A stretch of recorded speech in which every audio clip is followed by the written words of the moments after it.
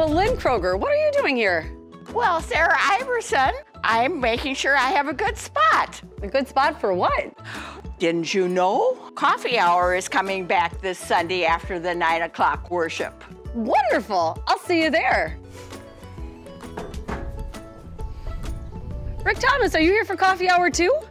Actually, Sarah, I'm here for Bratfest. That's next Sunday, May 30th from 10 to 6, and I'm going to be first in line. Technically, I'm first. We'll see.